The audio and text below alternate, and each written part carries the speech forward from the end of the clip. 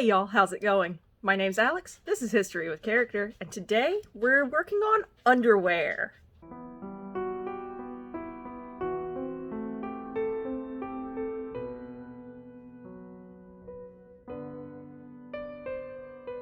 For this project, I realized that neither of my two chemises were actually going to work. The Victorian chemise comes up too high on the chest, and the 18th century chemise is long-sleeved and I believe also comes up too high on the chest.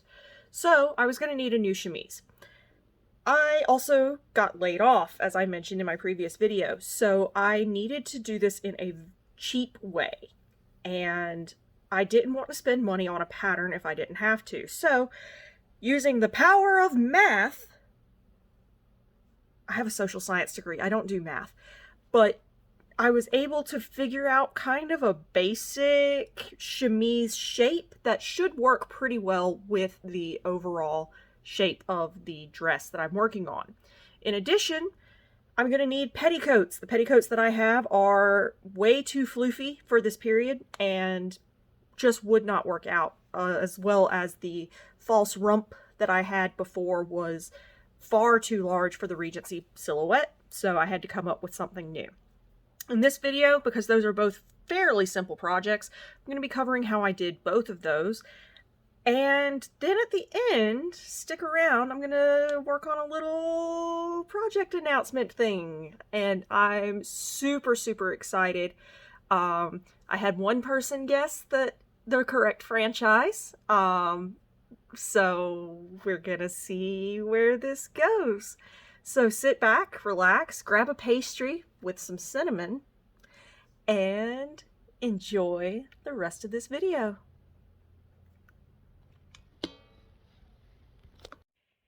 So I'm not sure if this math works for what I'm thinking it will, but you know, it's fine. I have two social science degrees. I did not do math in college. But I have 2 yards, which equals out to 72 inches of fabric. So if I cut here to create, yeah. So if I cut here, get 1 yard by 44 inches, because that's the length of the fabric. Then if I cut here, cut out the gores, because I know that the shoulder to shoulder is going to be about 15 inches, and then I cut out the neck hole. And then, so I cut the gores, and then I flip them, and I should end up with something like this, I think. And then stitch, basically have 2 of these, stitch them together, and I've got a shift that, the math is mathing, I think, if I did the math right. Guess we'll see.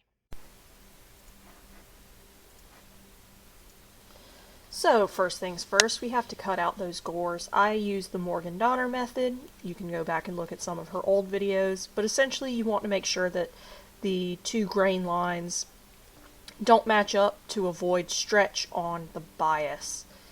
This was pretty simple, just laid out a quilting ruler at the right angle, snipped out that gore, bada bing, bada boom. Then I stitched the gores into place, again being careful to match up the bias edge with the straight grain to prevent any unwanted stretching or warping.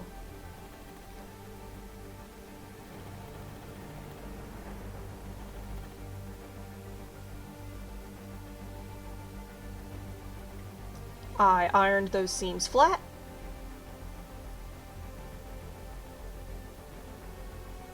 As a side note, I really do love ironing fresh fabric like this. It's just so satisfying.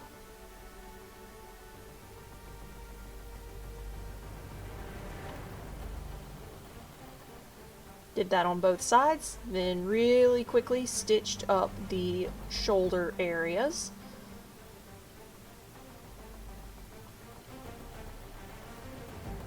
In this case, I just kind of stitched across the entire top. I would deal with the rest of it later.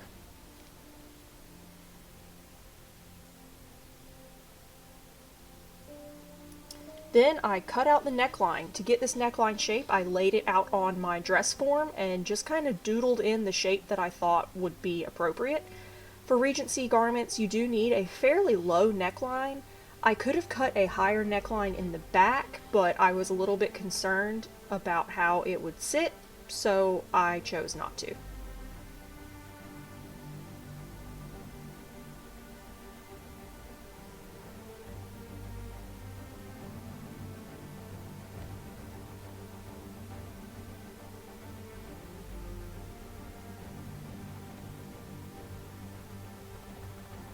Then I stitched up the sides of the chemise really quick. This project took me about 2 hours, 2 yards of fabric, and I didn't have a pattern for it. So overall, I'm pretty pleased with how it came out.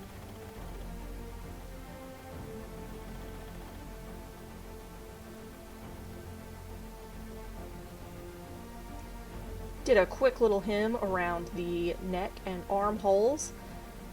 I was going to do a facing on this, and then I realized that I messed up the facing cutout, and it was just going to be easier and quicker for me to just hem the thing, so I just hemmed the thing. So I have finished doing the neck and armhole hems. None of the other seams are finished. With me being on a crunch right now, I'm not super concerned about that. I'm going to carry this with me. I just got a new job and I will be at a desk for a lot of the time, so I will be carrying this around with me to finish up the seams. The bottom hem is technically selvage, but it looks really ugly, so I'll go through and trim this up, and if it continues to look bad, I'll do an actual hem. But because I thought ahead and decided to do selvage, I was able to just not have to do a hem on this, which is going to save me a ton of time.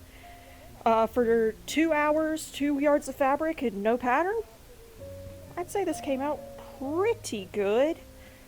It's really just a thing just to keep my costume, the actual dress, safe.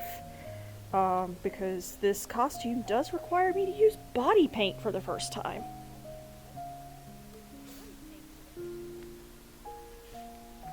Then I got to work on the petticoat. For this pattern, I scaled up the pattern found in the American Duchess Guide to 18th Century Dressmaking. I did not make a mock-up, which came back to bite me in the rear. I ironed my fabric down really flat and then laid out my pattern pieces. Whoop! There it went. In this case, the pattern turned out to be a little bit too small, so I just added a couple of extra pieces to the arm side to make it a little bit longer. If I were to make this again, I would just make the back about an inch wider than it was originally. I traced out these pattern pieces because I did not add seam allowance to the pattern when I sized it up. By doing this and tracing out the pattern pieces as they are, I can use that line to stitch on. If my seam allowance isn't accurate, isn't even, it doesn't really matter because the stitch line is the important part. Once all the pattern pieces were traced out onto this broadcloth, I snipped out all of the pattern pieces. The top of this petticoat is made out of a white cotton broadcloth that I picked up from Fabric Wholesale Direct. The bottom is made out of a cotton voile. This was a very interesting construction. I had a really good time with it, and 100% would do again. I stitched all of the pattern pieces together, just along those stitch lines, as I mentioned earlier.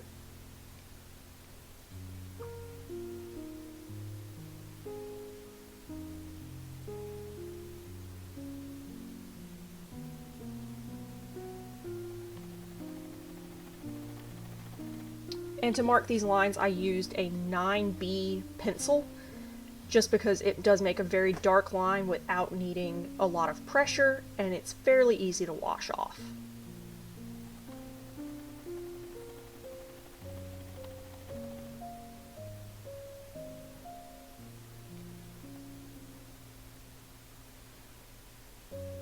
Then I took the petticoat, which was actually just 2 really, really big rectangles of cotton voile, and I stitched up the sides as a French seam, which I seem to have lost some of the footage of, but French seams are pretty easy. You start out by stitching the two sides with the right sides out, trimming down the seam allowance, and then stitching them right sides together so that the seam ends up being encased in on itself. I chose to do a French seam here because cotton voile frays really, really badly, and I didn't want to have to deal with that. So it's easier to just make the enclosed seams. Here I am grading that seam down. Also, this is the part of having long hair that Morgan and Bernadette don't tell you about. It gets really annoying when it's in your way. I think I had just gotten out of a jiu-jitsu class and was letting my hair air dry, so yeah, it kept getting in my way, it kept getting in the shot. I'm very sorry about that. So yesterday, my dad and I were at the hospital. Everything's fine. He has chronic health issues and had to go get some scans done. And just because of scheduling and everything, we were stuck in the hospital for the better part of the day. And so I did quite a bit of hand sewing. And then we got back home, and I was tired, and I didn't want to do anything else. So I sat on the couch and I did some more hand sewing. And I might have overdone it. My hands hurt. My wrist hurts really badly. And I have a lot more hand sewing to do if I want this to be done correctly. This was supposed to be just a quick and easy project.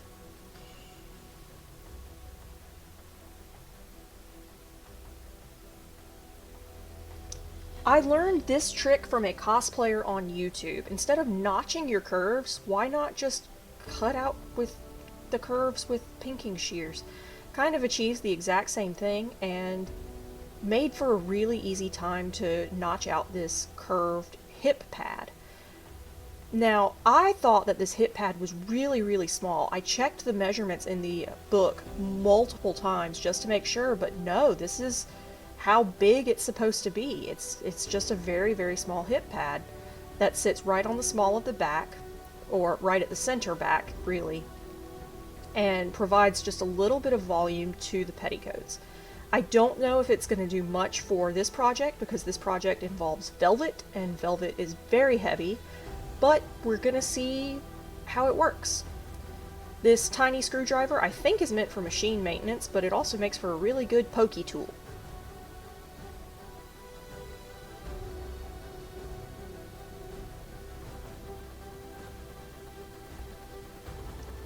Then I stitched in a little bit of a hem along the top of the petticoat skirt panels.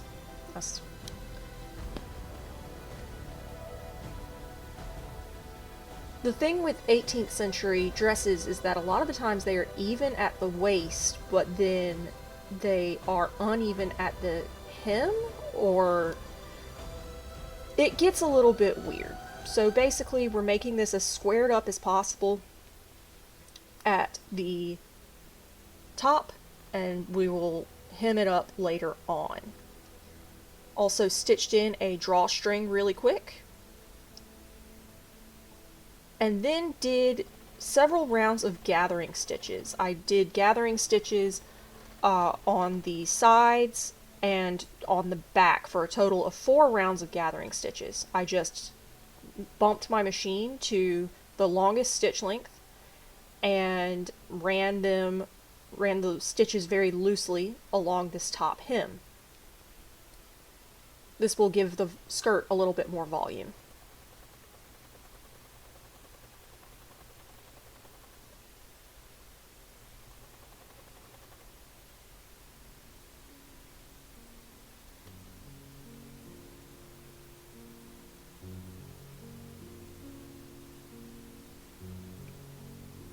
Then I pinned the skirt onto the bodice in all of the correct places, so center backs matched, side fronts matched, and I gathered up the skirt fabric to match these new measurements.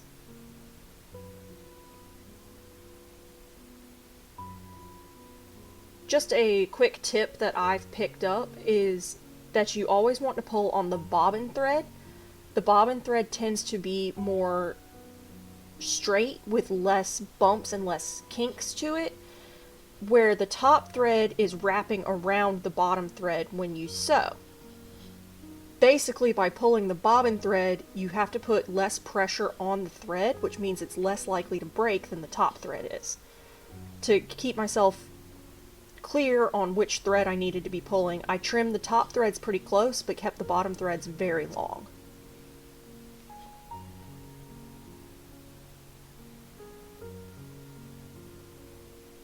Once these gathers were done, I pinned them in place and then took them straight over to the machine and just stitched them down really quick.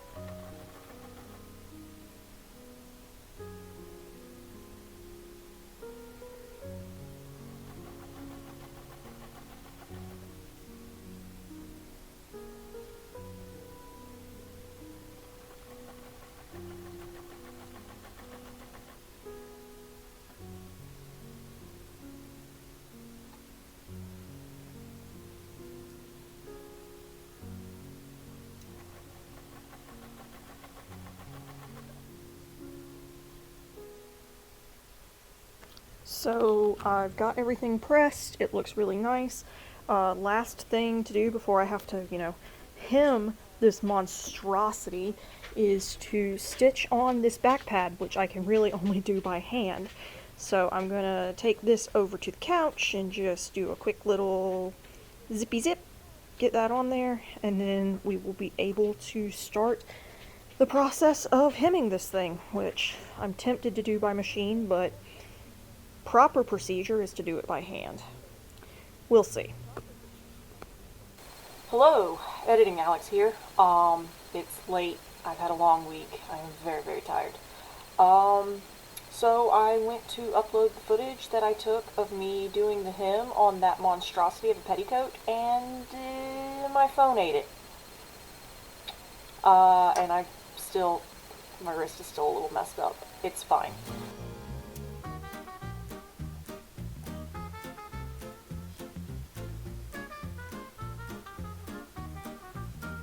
So, you're going to pretend like you saw some really complicated, in-depth footage of how I did the hem, because this thing was a monstrosity that did everything that it could to make my life miserable. Okay? It's still not an even hem, but nobody's going to see it, so we don't care. Yeah? Yeah. Back to your regularly scheduled programming.